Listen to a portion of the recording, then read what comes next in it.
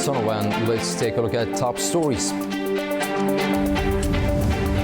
New round of negotiations between the United States and Iran are scheduled in Pakistan for Monday. But Strait of Hormuz tensions continue to escalate with opposing statements from the both sides in the light of upcoming U.S.-Iran negotiations.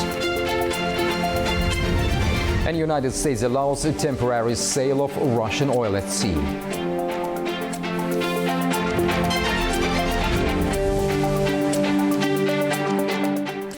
The United States and Iran are expected to hold a new round of talks on Monday in Islamabad, according to CNN.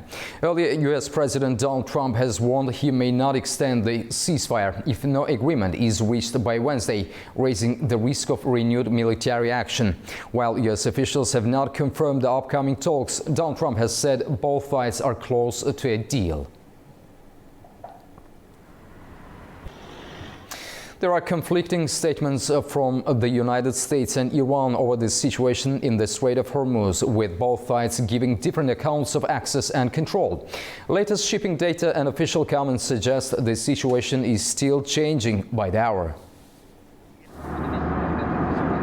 Iran's Revolutionary Guard says the Strait of Hormuz has returned to its previous state and is under strict control, blaming the United States for the situation. It accuses Washington of piracy and maritime interference through its naval blockade of Iranian ports and warns restrictions will remain until full freedom of navigation is restored for Iranian vessels. Before this latest statement, shipping data showed several tankers continuing to pass through the strait. Iranian officials had also indicated that vessels could transit, but only along routes designated and controlled by Iran, with oversight from its forces. Hours earlier, US President Donald Trump said the strait was fully open and ready for normal passage. This will be a great and brilliant day for the world, because Iran has just announced that the Strait of Hormuz is fully open and ready for business and full passage.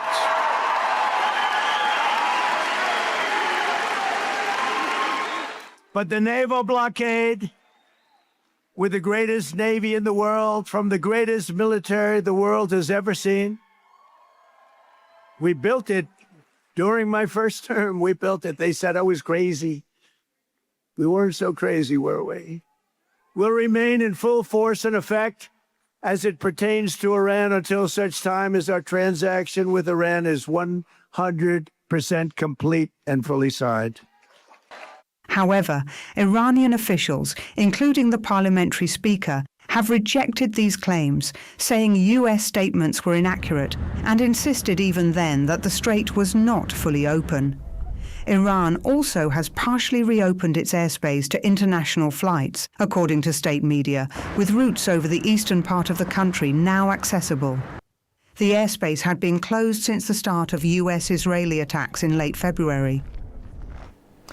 Britain and France are preparing a European-led mission to protect shipping in the Strait of Hormuz, but only once tensions between the United States and Iran ease in a lasting way. The move comes as Tehran signals the route is reopening, though uncertainty remains over how and when such a mission would begin. A-News' Oli Barrett has the latest.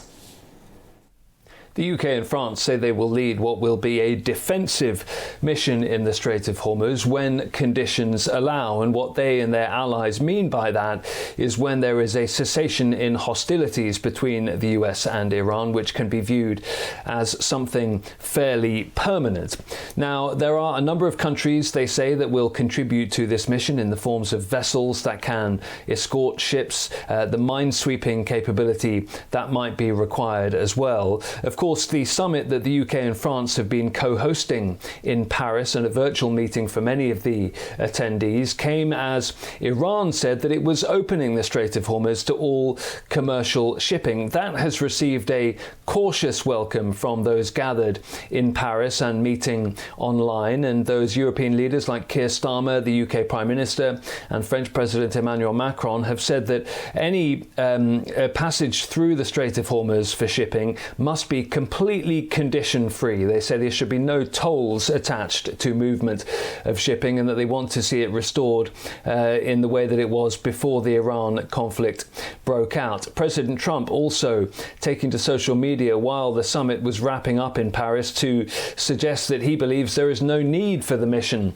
that is being discussed in Paris, but France and the UK believe it can become an important part of the post-conflict period. What will happen next is that here in the UK at the Northwood military base next week, military planners will gather again to try and put some real detail on the logistics of how this mission would play out. But as I say, it won't be something that is launched until those contributing countries are sure that the conditions in the Strait of Hormuz and the region are in the right place. Ollie Barrett in London for A News.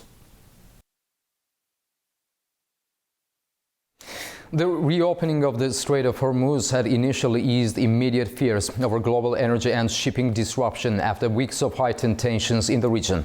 But those concerns have returned following reports that Iran has closed the waterway again amid renewed tensions over the U.S. blockade of its ports.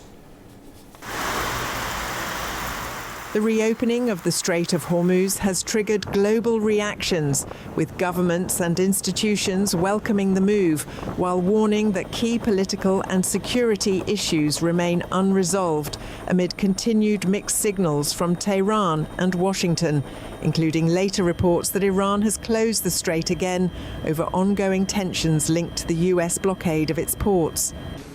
Across Europe, reactions focused on caution and stability.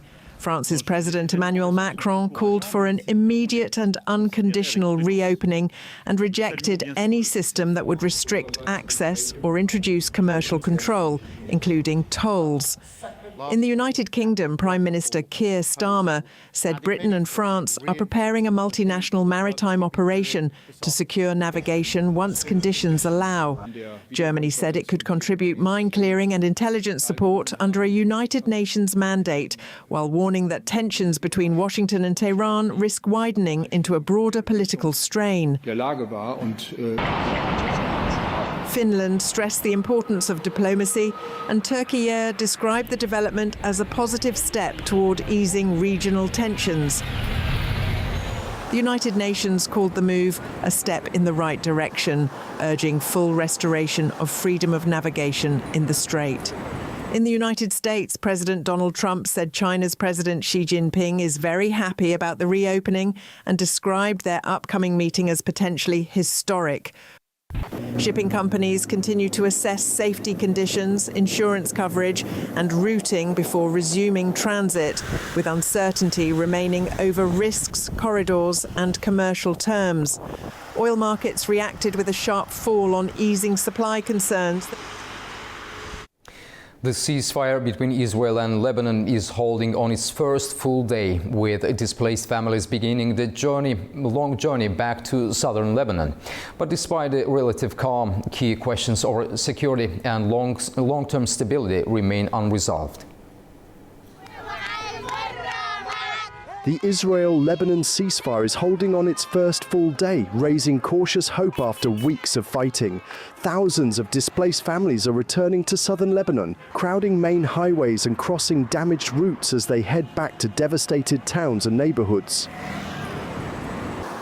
The United Nations says Israeli airstrikes have stopped in southern Lebanon, and no rockets have been fired into Israel from Lebanese territory since the truce began.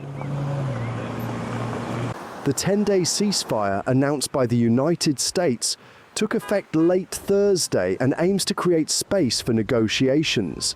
But the situation remains fragile. US President Donald Trump said in a social media post that Israel has been barred from further bombing in Lebanon in a rare public warning to a close ally.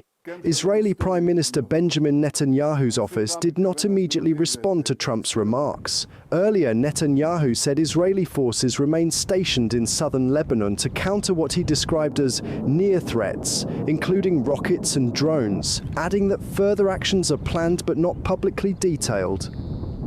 In Beirut, President Joseph Aoun called for the truce to be turned into a permanent agreement. Now, we all stand before a new phase.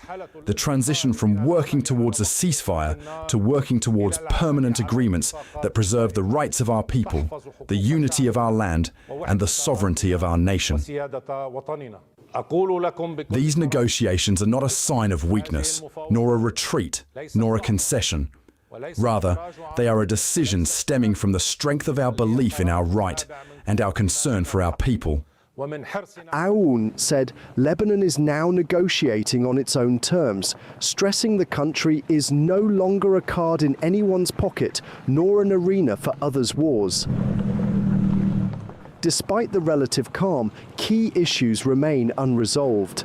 Hezbollah says it retains the right to resist, while Israeli officials warn operations could continue against remaining threats. Lebanon's health ministry says more than 2,200 people have been killed since fighting began on March 2nd, with thousands more injured. As large numbers of people continue to return to their towns and neighborhoods, the scale of destruction is becoming clear. Families are moving through shattered neighborhoods, damaged roads and collapsed infrastructure, with many homes reduced to rubble. Yet despite the devastation, thousands are pressing on, holding on to fragile hope that this ceasefire could lead to something more permanent. Thousands of supporters of Yemen's Houthi movement have held a rally in the capital Sana'a, expressing support for Lebanon and Palestine following recent developments in the region.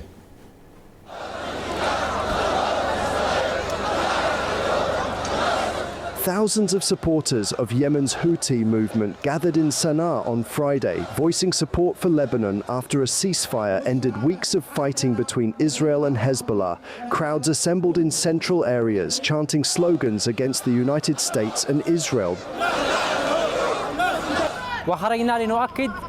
We came out to affirm that our arenas are one, alongside Palestine, against American and Israeli tyranny, and that we will not abandon Lebanon. Just as we intervened in support of Palestine, we will intervene with Lebanon, because Lebanon is part of the axis of resistance. And this axis was established for the sake of Palestine and to support the oppressed. The gathering reflects support for the so-called Axis of Resistance, a regional alliance that includes Iran and allied groups opposed to Israel. The rally comes amid continued regional tensions and ongoing political divisions linked to the wider Middle East conflict. The United States has renewed a waiver allowing countries to buy sanctioned Russian oil at sea for about another month. The Treasury Department said the measure will apply to cargoes loaded from Friday until May 16th, replacing a previous waiver that expired earlier this month.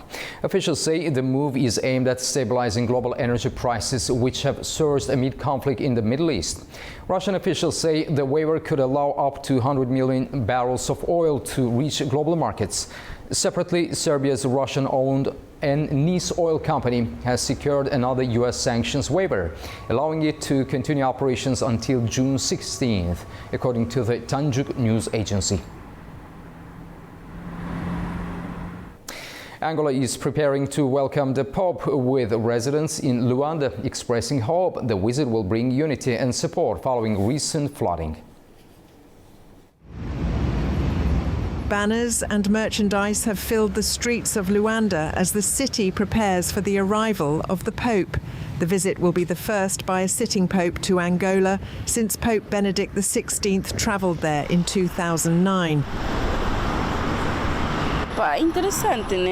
His visit here in our country is interesting. It's very interesting, knowing that it is the third, if I'm not mistaken, or the fourth time that he comes to visit our country.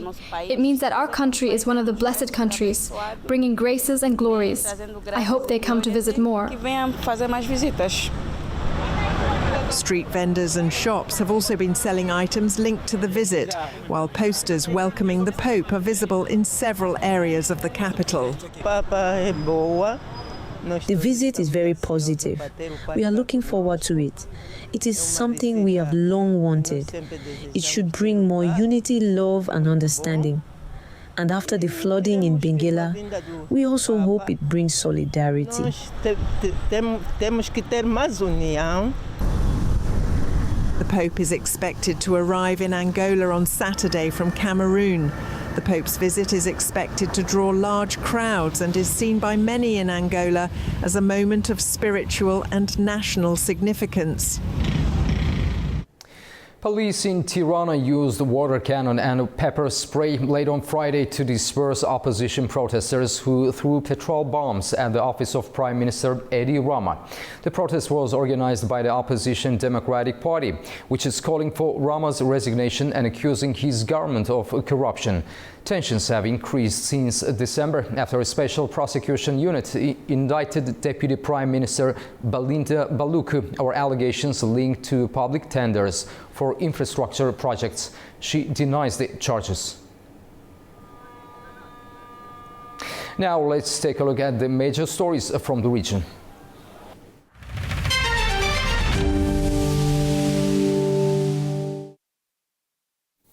The Antalya Diplomacy Forum is entering its second day with a packed agenda shaped by the world's main diplomatic flashpoints. Saturday's program ranges from European security and climate action to artificial intelligence, crisis mediation and humanitarian access. The lineup also includes discussions on nuclear issues, Middle East, global competitiveness and rare minerals. President of Azerbaijan Ilham Aliyev has held a meeting with Turkish President Recep Tayyip Erdogan in Antalya. The talks were held on the sidelines of the Antalya Diplomacy Forum 2026. Turkey is increasingly positioning itself as a hub for international diplomacy. The meeting highlighted the close coordination and strong alliance between the two countries. The South Caucasus is stepping into sharper global focus as regional powers position themselves at the center of trade and energy routes linking East and West. With new corridors taking shape, cooperation and competition are both intensifying. The South Caucasus is emerging as an important partner in global supply chains and energy security.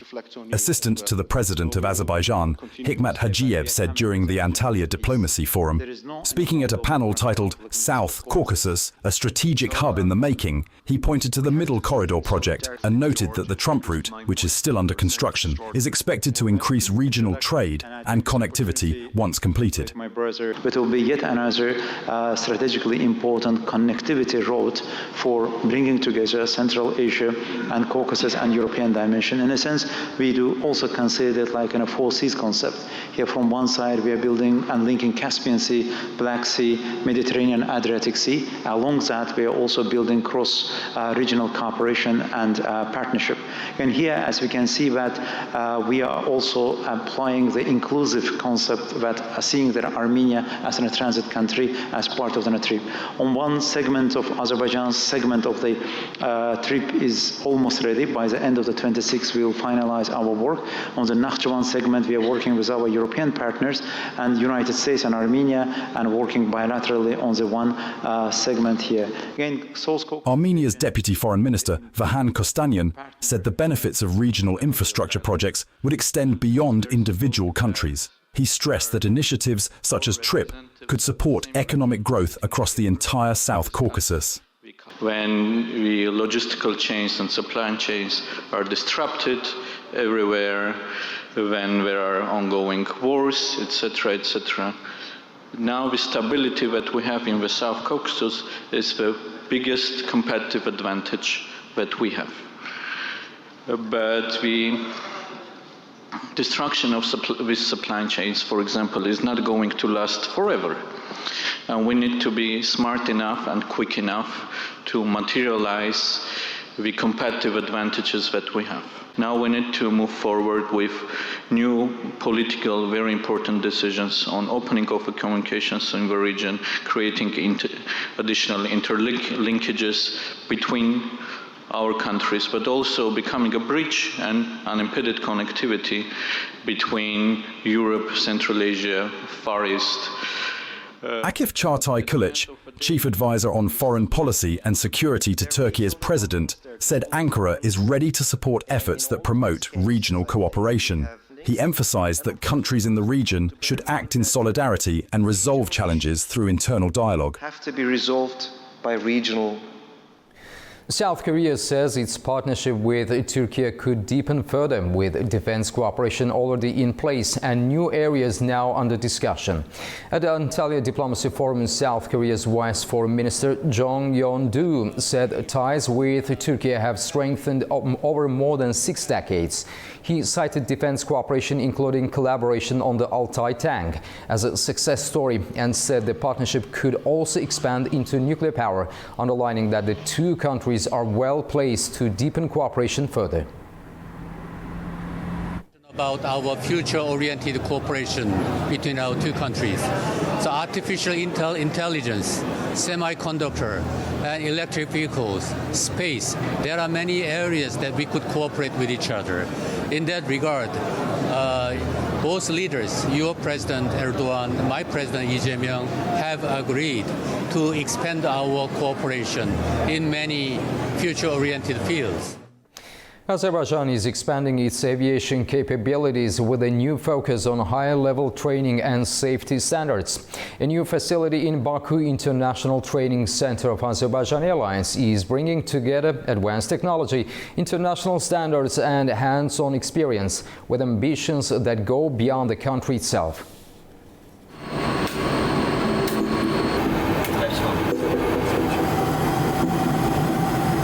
A new international aviation training hub is set to strengthen pilot and air traffic control training in Azerbaijan, with capacity to train thousands of aviation professionals each year, with a strong focus on developing local talent and reducing reliance on external training. The center is designed to train up to 3,000 flight crew members and around 30 air traffic controllers every year, and we see potential to grow even further. Overall, this project reflects how we see Azal focusing on safety, quality, and continuous improvement. The Academy has always played a key role in developing aviation professionals in Azerbaijan and for the international professionals as well. The facility is equipped with advanced simulators designed to replicate real flight and airport conditions, aiming to enhance safety standards and build a competitive national aviation workforce with an emphasis on hands-on practical training rather than theory alone.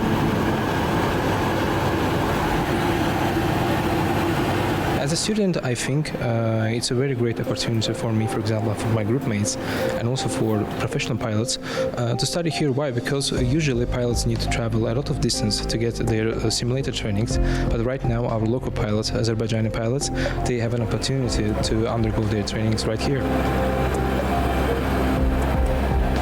I believe that National Aviation Academy will give me great opportunities in the future with my career. Training center also meets all international standards and gives solid knowledge to students and practical skills. Here in this simulator we can practice our knowledge obtained during the theoretical lessons.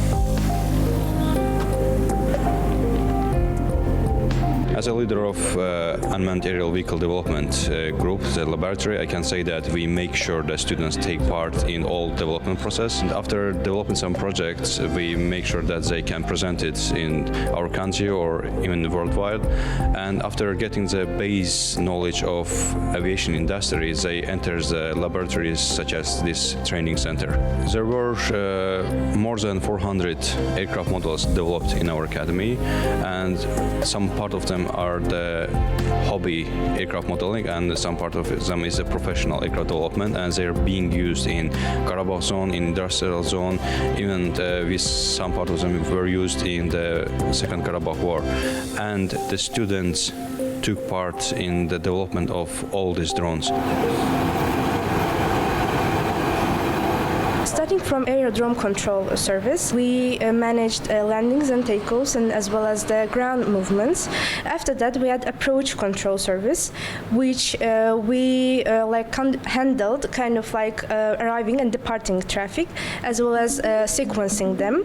And after, we had a simulator in area control service, which we managed kind of like en route traffic over wider airspaces.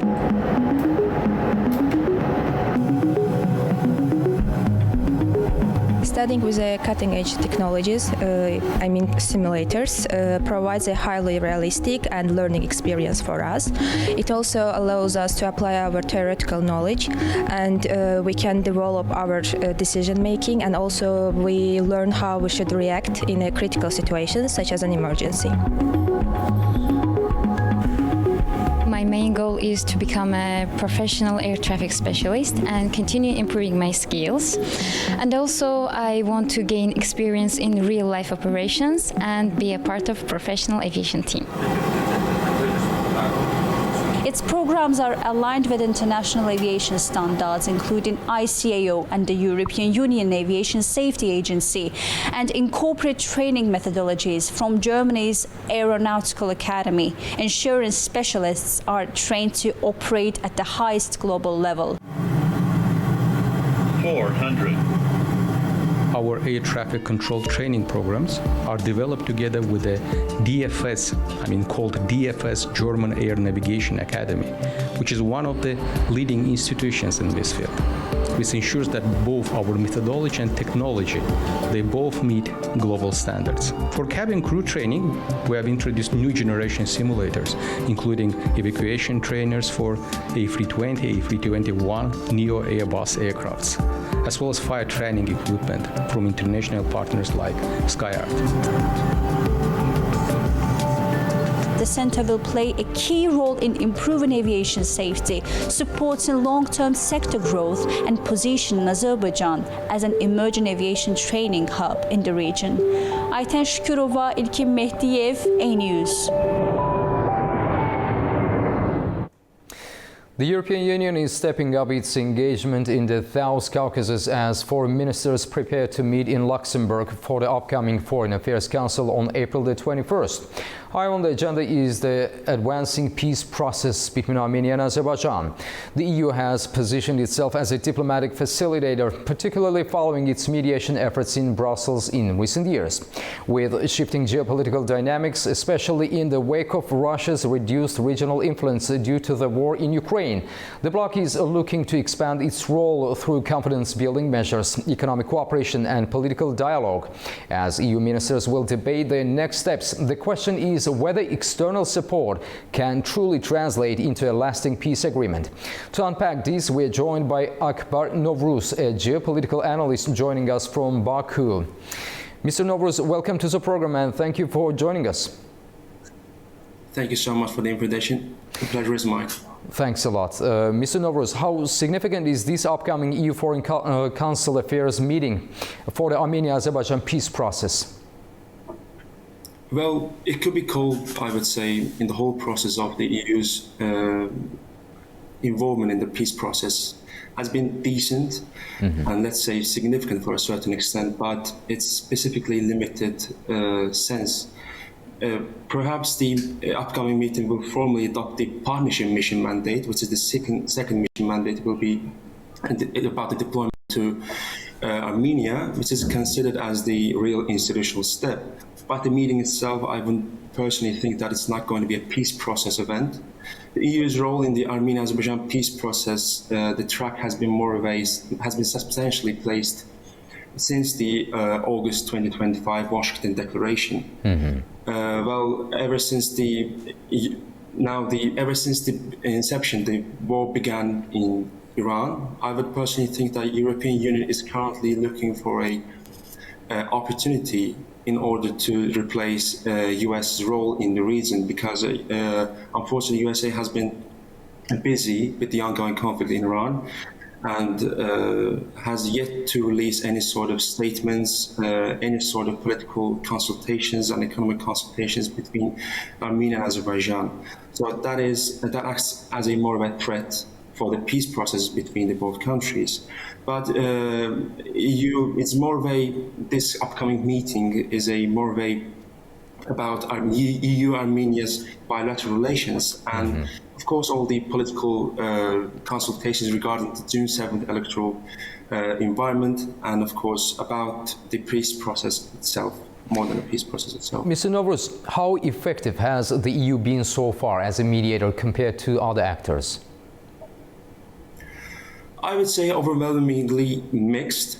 because EUMA's border monitoring, EUMA, which I refer as the European Union monitoring mission in Armenia, has generally reduced incidents, as they claim, ever since coming in 2023. The Charles Michel-led dialogue process in 2022 and 2023 produced some sort of a framework language, but the decisive moments have actually happened elsewhere. We didn't actually see any sort of decent involvement, significant involvement by the European Union. We've seen back in when the war ended in 2020, Russia was the one brokering the ceasefire between the both nations. Then after the anti-terror measurements back in 2023, we've seen a significant step towards the resolving this peace issue between the joint parties. So I'm referring to Azerbaijan and Armenia. It actually shown ever since the 2023 that both nations has the capability to resolve this issue by themselves. But of course, then after the in 2025, back in August, in Washington, both sides signed a declaration with the auspices of United States. Now, this actually puts European Union's mediation in a question. So we've seen Europe's activity towards more of a partnership agenda with Armenia and visa liberalization with the country, and has almost no leverage over Azerbaijan. And they actually see Azerbaijan more of a commercially significant in terms of relationship. So in my opinion, it's more of a mix in terms of the mediation. Akbar Novruz, thank you very much for talking to A News. We truly appreciate your time and perspective. Thanks a lot. Thank you. Thank you so much. This concludes our news update for the hour. Thank you for being with us and stay tuned to A News for more.